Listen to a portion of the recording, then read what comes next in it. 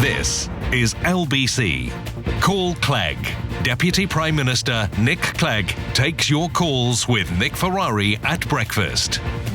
0845 6060 973. Tweet at LBC.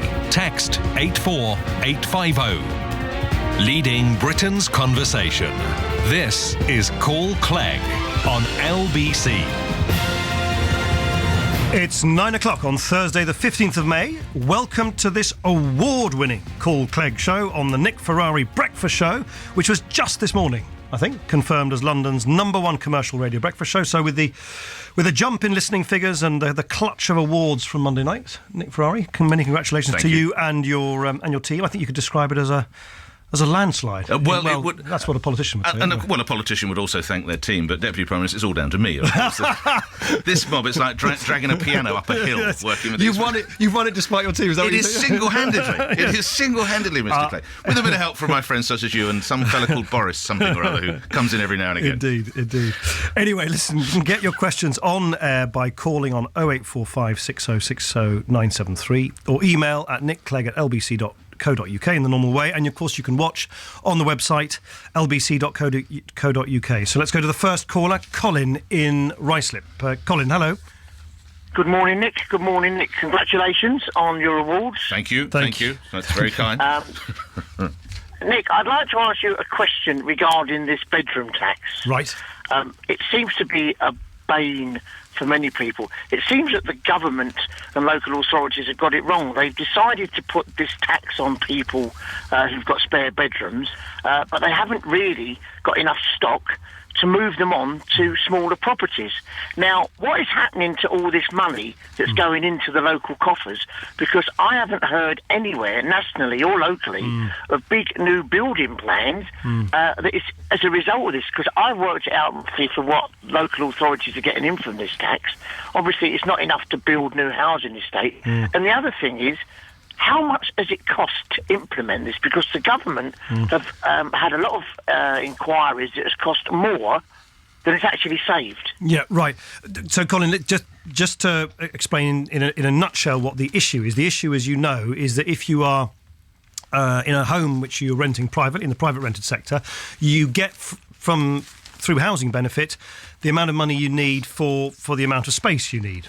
But your neighbour might be living in the social rented sector, and they might be receiving, money for more space than they need. And the problem is that we've got lots of people living in overcrowded properties, in cramped apartments, flats, homes where kids don't have space to do homework. Where people really just are living kind of cheek by jowl. So what we're trying to do is make sense of all of that, to make firstly sure that you treat people who receive support from the state in the social and the private rented sector the same, but secondly, over time, to solve this problem, that you don't have lots of people being subsidised to live in properties with more space than they need, and lots of other people living in properties where they don't have enough space to live. That's what we're trying to sort out here. Of course I accept that you can't sort of just do that overnight, not least because you're asking some people to downsize to properties, even though they've lived for a long time in a property with, let's say, a spare bedroom or two. And that's why we've actually tripled the amount of money, Colin. I think it now stands at £150 million or more that we've given to local authorities, so that for those hard cases, and you've alluded to them, Colin, those hard cases where someone might want to move but they simply can't, we can provide hard cash, so they're not left high and dry. That's the approach we've taken. But I tell you what, where you're absolutely right, Colin, is actually at the end of the day, it's a similar thing, by the way, in this debate we've been having over the last week or so in Parliament on how you can get more fairness in the rented sector, so people aren't ripped off in the rented. At the end of the day, the big problem we have is we simply haven't been building enough homes in our country for years and years and years, especially affordable homes. Things are turning round now. We're now building affordable homes at a rate which is higher than it has been for the last 20 years. We've put aside just shy of £20 billion in one way or another, privately and publicly, towards building more affordable homes. But you're basically right, Colin, that is one of the big things we need to do to crack the problems in the housing system generally. Quick response from you, Colin. Don't you think, though, that you're saying, when all the council homes were sold many years ago. No new homes were built from that money, so that money was used for something else. But local authorities are getting money in from this bedroom tax.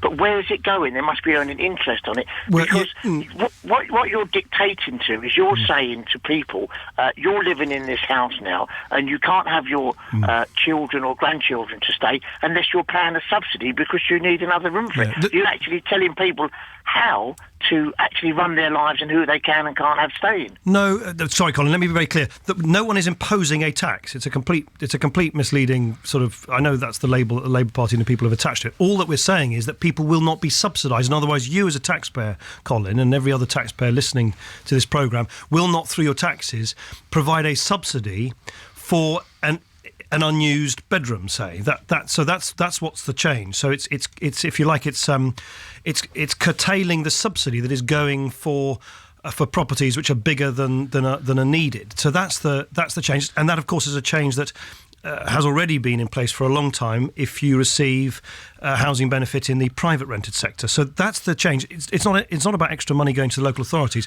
But where you are right, Colin, is that I do think we need to give local authorities more freedom to raise their own money, to borrow money, for instance, to invest in housing. And that's exactly what we have done. We've given, just actually in recent announcements, local authorities, it gets all very techie, we've given them more freedom to borrow money, to invest in housing. I would like us to go even further in the future, because I think you're right, Colin. Setting local authorities free from the constant sort of second-guessing and red tape of Whitehall to build more homes in their local area is part of the long-term solution.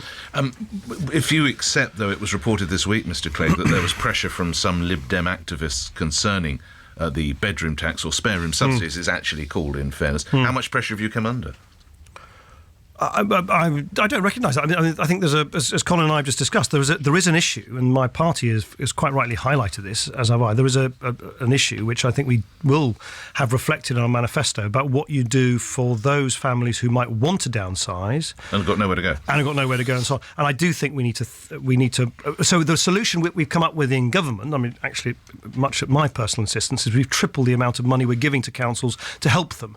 But I do think, and my party will work up ideas for our manifesto. That is a solution which might need to be supplemented with a longer term approach to those people who simply have got nowhere else to move. We move on. Thank you. Alex in Edgware. Hello, Alex.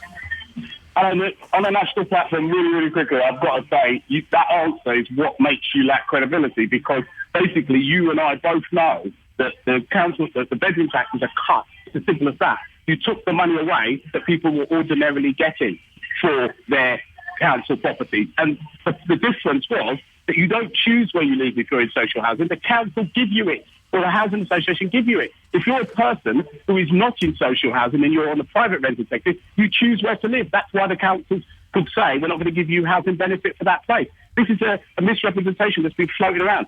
It's not my fault or my call, but it's got to be said on a national platform that this is the reason why people are angry with it. If you wanted them to pay the bedroom tax, then what you needed to do was say to them, first of all, you move, and then, if you don't, we will charge you this price. You can't put it on and then ask people to be paying the money. Totally unfair. And that, if you can't see that, then you're out of touch, Nick. That's the problem. It makes you completely out of touch. There's no point you doing this programme if you cannot see. It doesn't affect me, but if anyone can see, it's not fair. Let's Alex, can I just answer that? I mean, I hear your strength of feeling about that, and it is something which provokes very strong feelings. But you say out of touch. The problem is that one thing that we can't ignore, and it would be dramatically out of touch to ignore it, is that one way or another we have to make savings in the welfare budget generally, in local government, in policing, and all the things, for all the reasons that I trust you know, which is that we had this monumental heart attack in our economy back in 2008. Our economy, though it's recovering now, is still a lot smaller, producing less money than it did before that crash happened. So when you as a country produce less money than you did before, you can't carry on spending as if nothing has happened. And that's why we're having to make savings. And one of the savings, you're right, and you're quite right, it's a saving which is in the context of wider welfare savings, is to say that we can't continue in the social rented sector to provide subsidies for rooms that people don't need in a way that is not doesn't happen in the private rented sector. But where I think, actually, Alex, despite your anger about this, where I think we can agree is that you need to do something, and you need to help, and you need to provide help via councils to those people who really would be left in the lurch and would be unjustifiably penalised by this change, and that's why we're setting aside this very considerable amount of what's called discretionary housing payments. But that is, to be honest, Alex, the fairest description I can give for the background to this decision. We've got to move on from the spare room subsidy. Alex, you had another. No, Alex, I can let you ask another question, but we're a third of the way through the programme, and all we've talked about is spare room subsidy. I understand. So please have another question. It's a massive issue. Yeah. I'm going to move on, Nick. Quickly, if you would, Alex. So you haven't answered my question. My question is that you said that the economy is still recovering. The Labour Party have proposed this week to make sure that black and minority ethnic people get more opportunities in the boardroom, in senior positions, BBC, LBC and other places where we are underrepresented. The police force, another example. What are you going to do as a Lib Dem leader to make sure that happens? So, Alex, I think what you're referring to is an announcement. Is it being made today by Sadiq Khan, where he's quite right, of course, to identify the problem, which is that there aren't, never mind not enough people from black minority ethnic communities in the police and the judiciary and politics. As you know, we've got, and my party's frankly a good example of it as well, we don't have enough women in the top rank of a lot of these careers and professions either. We simply don't have modern Britain reflected in many of our kind of public-facing institutions in the way that we want, whether it's Parliament, whether it's the police, whether it's the judiciary, whether it's the media. So then Alex, no one, least of all me, is going to somehow deny that's a major issue. Then the question is what you're going to do about it, as you say. I think I'm right in saying, but I haven't sort of read it in detail, that Sadiq is proposing perhaps an approach of quite sweeping quotas in various vocations and professions.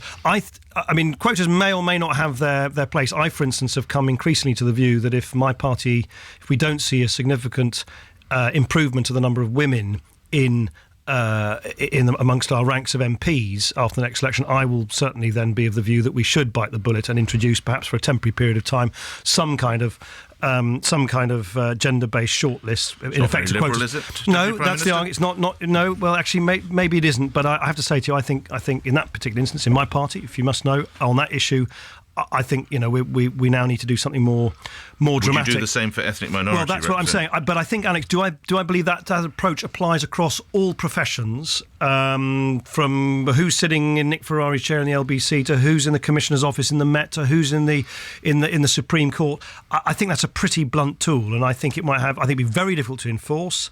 Why do it for women, Deputy Prime Minister, and not perhaps non-whites? Well, I don't think there is a sort of single kind of rule chiselled in stone on this one. If you're asking about what I think as leader of my party about the fact that we don't have enough women sitting on the green benches in the House of Commons, we have done, and this is actually you don't have enough non-whites. All parties, everybody. And that's the answer to Alex. So if I'm a black kid looking at the House question time, PMQs, it's not representative at all. No, it's not. It's absolutely not. Mind you, I don't think the way that the Commons conducts itself generally is representative of the 21st century, let alone the 19th. But the point I'd like to see black faces. And absolutely. Now, what we're doing, Alex, in answer to your question, which is both in my party but also in government, is making sure that wherever we can, we give support, financial support, mentoring, open up opportunities to those people who are underrepresented in business, in politics and the civil service. I'll give you two examples. When I came to Whitehall, I was shocked to find that the last Labour government had basically presided over internships in the civil service. These are internships to the taxpayer-funded civil service, which is all about who knew whom. It wasn't about what you knew, it was about who you knew. So I said, this is ridiculous. We must have internships to the civil service, which is not the plaything of any political party, Labour or otherwise, has got to be meritocratic. And now we've got many, many more interns now coming into the civil service. I've got a lot of them passing through my office. They're brilliant, from a whole bunch of sort of diverse backgrounds that otherwise were not represented in Whitehall at all. I'll give you another example. I've got a whole range of, I think, about 150 or more companies to sign up to a business compact, a social mobility business compact, which I've got them to sign up to, where they commit, big accountancy firms, law firms, banks and others, that when they give work experience places and internships, they do that on merit rather than simply on, who knows who. Those are two specific examples, Alex, in response to your specific question about the things that I think really will make a dramatic difference over time. All right. Alex, thank you. We move on. More calls. Paul in Stoke-on-Trent. Hello, Paul. Well, Nick, the question I'd like to ask you is what plans have you got if you're not successful next year's election? Would you carry on as Lib Dem leader or would you or not? I do intend to carry on as leader, Paul. But I also am actually more confident than I know many of my critics and commentators think I should be. I'm actually more optimistic about our fortune, our prospects in the next general election than many people suggest. Why is I'll that, tell you Mr. why. I'll tell you why. Because and it's not just sort of pie in the sky, wishful thinking, far from it. Where we are getting out, Lib Dems that is, I see it in my own area in Sheffield, by the way, where we get out onto the doorstep and tell our side of the story. Because candidly, Paul, there aren't that many people who are going to tell our side of the story for us. We've got to do it for ourselves. When we get out there and tell people that this economic recovery wouldn't be underway without us, that we are the ones who've delivered these huge tax cuts so that you don't pay any income tax on the first £10,500 that you earn, that we're the ones who are delivering the biggest expansion in apprenticeships in a generation, biggest increase in the state pension in cash terms ever, more money for kids at school from poor backgrounds, free school meals from September. When we get out there and say, look, this is what we have done in coalition, not only fixed the economy but made sure that we're fixing it as fairly as possible, then people do support us. But I think what that means, candidly, Paul, is that in the areas where we are just not really we're not numerous enough to be able to go out and tell our side of the story, we're not really doing as well. In those areas where we can tell our side of the story, I'm not pretending that everybody then says, hallelujah, we'll vote for the Lib Dems, but actually our support is holding up surprisingly well. And that's why I think in those many, many constituencies where we've been working so hard for so long, I'm actually much more optimistic than many of the projections suggest. You have another election coming up, of course, next week. Indeed. Ian Whiteley from Kentish Town has just emailed Lembit Opic, of course, former senior Lib Dem, said on Twitter last night on Sunday, fewer than 6 MEPs next week is a resigning matter for Nick Clegg. Would you resign if you got 6 or less MEPs, asks Ian Whiteley. No, of course not. I mean, look, we have had an extraordinary time of it as a party since we went into coalition. It is flamingly obvious. I don't need Lembit Opic to tell me this, for heaven's sake, on Twitter or otherwise, that going into coalition was controversial with some of our former supporters. More than that, we then had to deliver a whole lot of decisions. We've just talked about the spare bedroom subsidy, which frankly are controversial, downright unpopular in order to balance the books. But I have this old-fashioned view that if you do the right things for the right reasons, with the right values in mind, with the right vision of what you need for the country, which is a country where we've got a stronger economy, we've done all the difficult, painstaking things, but we're also giving something back to people, even as we make these savings, through fairer taxes, through better apprenticeships, through better support in schools, then people will, in the long run, judge us more fairly. I think the worst thing to do, just by the way as things are turning around and our judgments are being vindicated, is to bail out. Just at the point where actually we're able to turn around and say to people, you know what, you may not have liked this decision or that decision, but look, we stuck to our guns, we were resilient, we didn't buckle, we didn't lose our nerve, and for that reason, the country is now doing better. At that point, to start bailing out, I think that would just be... So what are you anticipating next week? I never anticipate what the British voters do until people have cast their vote, and I'm just going to carry on campaigning till the very last minute to explain that on Europe, if you want a party, 3 or fewer MEPs, would that be a resigning? I'm simply not going to get into what if. What if? I hope we will do. Of course, I hope we will do better than all the predictions are. That we're going to get zilch. I hope we will do better than that. But we're only going to do better than people predict if we actually go out and say what we stand for, what we do, and not have this constant running commentary from people like Lembit Opic about what may or may not happen, staring into crystal balls about the future. No, I want you in your position forever, but I've been talking. I am aware that things might change. So I was quite keen to talk when I had the Prime Minister in a couple of days ago. Yes, he told me about this. Yes, about your tennis skills. I'm going to leave the about studio your now. tennis skills. Here we go. He's got very good style. I think anyone watching us having a knock-up would think, well, that Clegg will win that one. Yeah. But you're a better fighter, are you? I don't know what it is. Well, not to provide a running commentary, which is Yeah. what politicians love to say. The score Do at you the know, moment I've been on your show stands I've been on your show for quite a long time, but this is really the lowest of the low blows. This is really. It's Cameron 2, this Clegg is, 0. This is exposing such a sensitive. So I've actually done some hurtful research. issue. What? I've spoken to someone who's watched the match. No one watched the match. Well, someone who's watched you both play. This is absolutely true. And he or she tells me that you are by far the better player.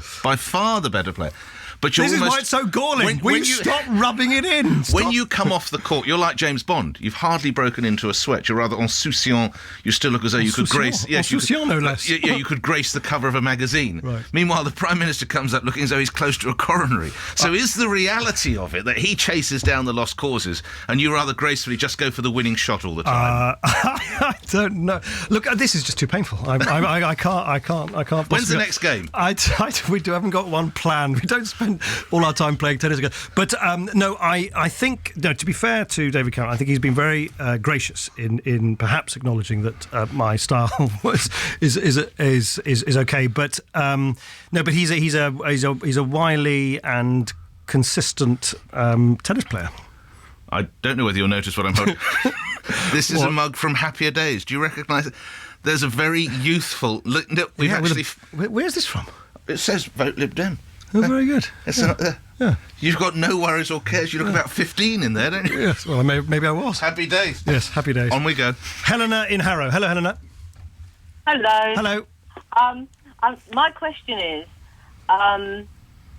why in schools? Yeah. Schools in Harrow, not Yeah. just schools in Harrow. I've looked it up. Schools up and down and around London, especially, are allowing students to participate in eating halal meat without their knowledge. I've been to a few schools where the head teachers didn't even know that they were that the cooks were ordering halal meat, and the two schools that I went to were that especially were Church of England and a Catholic school that do school meals. And I'd also like to know, why is this certification also on things that are not ritually slaughtered, like... Sorry, it's Nick Ferrari here. Sorry, Hannah. So just to boil down the question, you've obviously had concern about meat labelling. Is it you want to see better labelling now as a result of the halal and kosher row? But I also need to know why is it that, you see, although we're dealing with meat, I've also seen the halal sign on other products like, Kellogg's cornflakes, all the Kellogg's products, and I'd like to know whether there is a portion of money being given to the Islamic Council or whoever it might be, because I know that a lot of the Muslim friends that we have said that when they go to their place of worship, they're given a list of foods that they can participate in and that are Stay on that. I think what Helena speaks to, there's tremendous confusion and concern out there, Deputy Prime Minister, as a result of the halal scandal, for want of a better word. What sort of labelling might be able to be introduced? Well, Helena, I'm afraid, as ever with these things, it is a bit more complicated than it seems. By the way, I should say at the outset, I more than merrily eat halal meat. I'm not a Muslim, but it doesn't bother me in the slightest. And kosher? You'd eat kosher as well? Yeah, look, I've got... Actually, funny enough, I think the thing that a lot of people are concerned about is not exactly whether it's kosher or halal, but then there's a sort of associated issue, is whether they know whether the animals have been stunned before slaughter or not. Yes. And so, do you know what I mean? So it's not just about halal or indeed kosher. It's about what was the state of the animal before the animal was actually slaughtered. Why this is complicated, Helena, is I think what's come to light is that some producers of meats, many of them on the other side of the planet, have just think it's just much more straightforward to stun the animals and have them all slaughtered according to halal principles, so that they can be sold to different places around the world. That then, of course, ends up on British plates in pizza outlets, in schools, and so on. Then the question is, what do you then tell people? Look, I think as a general rule of thumb, the more you can tell people about what's on their plate, the better. But there are actually slightly different definitions of halal. and that's why this does need to be looked at in the round. I think the European Union is now conducting a study looking into all of this about how these meats are prepared, certified, and labelled. And I think I'm right. I can perhaps get back to you, Helena, if I'm wrong. I think I'm right in saying that that report will be complete this summer, and then we can look at all the different options. But my general rule of thumb is, first, I've got absolutely no problem at all about halal meat. There's no indication at all that there's anything untoward about it at all. Far from it.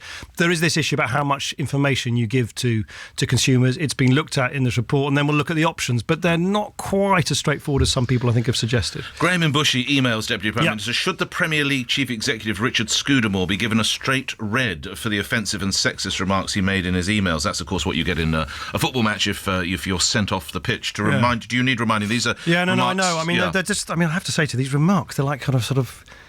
I don't know, they're like sort of the most macho remarks you'd see in a sort of 1970s pub. I mean, it's just, it really, I mean, no wonder he's, well, I hope he's embarrassed and ashamed. I know he's apologised. And look, you've got to remember, this is a guy who, he does actually have a responsibility for women's football. So it's not just of academic interest, his views about women. So I think, I think he needs to think sort of long and hard. It's not for me to sort of make declarations about who in organisations like this about who. Well, if he says the following: I had a girlfriend once called Double Decker, happy for you to play upstairs, but her dad got angry if you went below. Or another one here where he talked about a friend who used to, well, I'll change it slightly, have sex with skinny, big-breasted broads, and I've changed some of the words there. He's not fit for purpose, is he? Yeah, look, they're boorish, they're demeaning, they're crass. I just think it's just, and if I think all of us would be appalled, but I think particularly women who love football, and thankfully women's football is doing better and better. We just think, well, hang on a minute, what does this say about the people in the industry? So I think he's right that he's ashamed and embarrassed. I'm told that there's some sort of disciplinary process. We'll see what happens with that. But it's just not on. It's just not on. It really isn't. Can I ask a question that's not to do with tennis? Well, yes, actually, I'm very relieved that you must. Very you should. Powerful headline in the Times this morning. Clegg orders Gove to make up with Lib Dem minister. This is what is reported as a degree of discord between David Laws, one of your Lib Dem colleagues, and Michael Gove over this free school meals policy. How did you order him and how did he respond? Look, it doesn't work quite like that. I was absolutely adamant that look, as you know, we talked about this before. There's this rather peculiar character who apparently I don't know this guy. Who apparently once worked for Michael Gove, who's made it his life's work to discredit a policy that I think will be very, very popular, that will be delivered successfully in September, and that has actually got the support of me and David Cameron and George Osborne and so on. And so I think given that, and I don't want parents and teachers to be uncertain about the delivery of this. It will happen. And it will happen on time in September. And yes, of course, we need to give support to schools whose kitchen facilities are not quite right. But the overwhelming majority of schools are already telling us that they could do it. Of course, we need to work with those who've got real challenges. But so I think it was important. Did you order? How would you characterise? You don't order. I certainly suggested that I thought it'd be a good idea to clarify any outstanding kind of doubt about the Did you suggest in a robust fashion? Was it a first serve or a second serve? As ever, I try and conduct myself politely, smash, but or firmly. Just a gentle lob.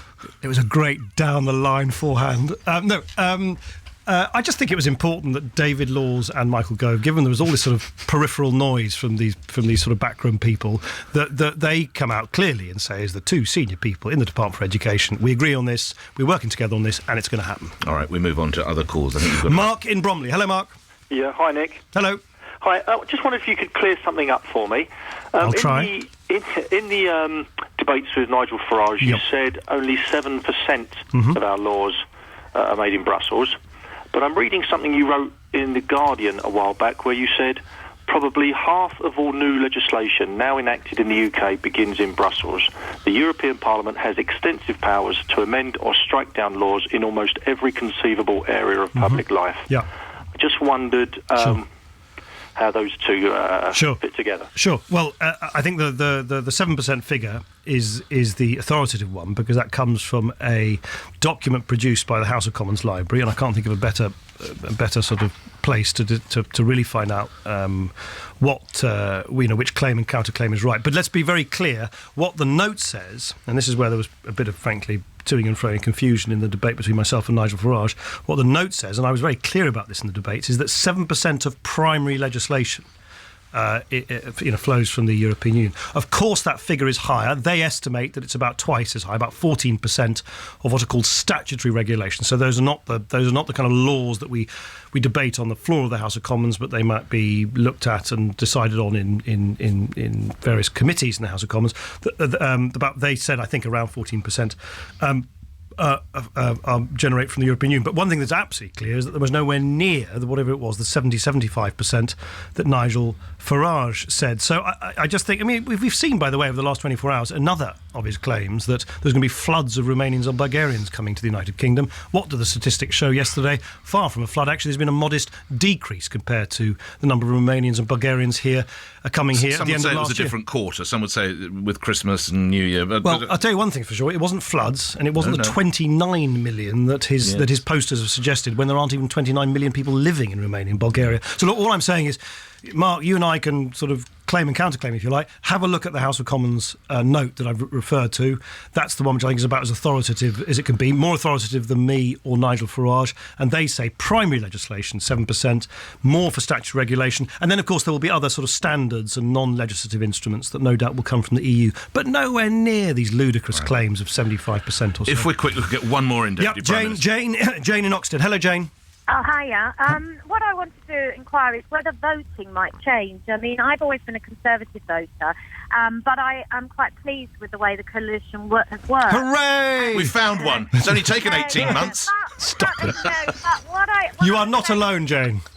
No, but like when you put the cross in the box, which I've already done and posted my votes off, it would be lovely if there was another sector and it said, if these people do not get in, who would you like them to work with, basically? So like a coalition option almost, yes, for want of a better word. Option. Yeah. I mean, I have to say, I know a lot of the population will get totally confused by that because they can't even understand the postal vote.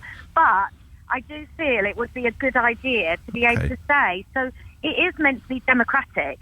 And it is up to you to decide who you get into bed with. Let's get Mr. Clegg in. Well, Jane, I'll change the get into bed with analogy, I think. But who you go into coalition with, where I so strongly agree with you, Jane. Not only do I agree with you, by the way, that this coalition has done so much better than all the predictions that it would grind to a halt, wouldn't take decisions, would collapse overnight, 4 years ago. In fact, now people are accusing us of doing too much. So, Jane, I think we've done. I think what about really, a coalition option? Well, no. But here's the point, Jane. That I think you in a sense answered your own question at the end. It is not David Cameron or Ed Miliband's or mine choice about who forms a coalition with whom if there is no party with an outright majority after the next general election. It is your choice. We have to go with the grain of what voters have said. So, for instance, at the last general election, there was no way that the Liberal Democrats and Labour could form a coalition. I know some people have advocated that's what they wanted because there was no democratic mandate to do so. There wouldn't be enough Labour and Liberal Democrat MPs to make a majority.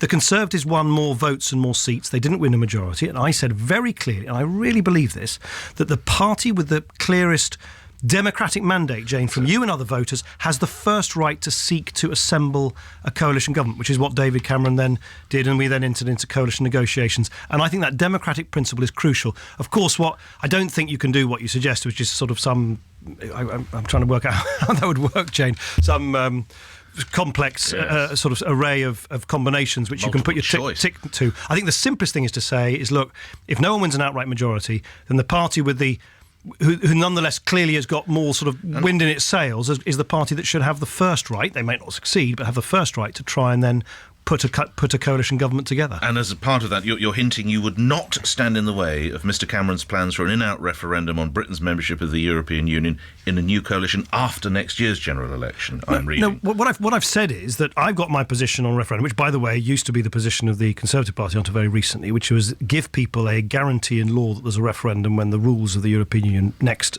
change. But if he wants a date, of course, doesn't he? Before I was actually asked this morning, what's my red line? I just not getting into sort of red lines and coalition negotiations. What I said was that no one should be very surprised that actually the thing that I care about much more about when you hold a referendum is, for instance, to make more progress on delivering fairer taxes. It's one of the big Liberal Democrat achievements of this coalition, of which I'm hugely proud. And I hope, Jane, you think it's a good thing too. So you wouldn't necessarily block it, or you would? I'd say, look, I'm just simply not going to get into endless speculation. Once we do this, well, what about this policy and that policy? Right. So let me finish with this.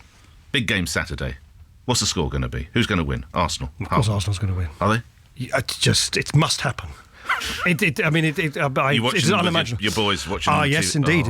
Are you going? I'm hoping to take my boys. Oh, how fantastic!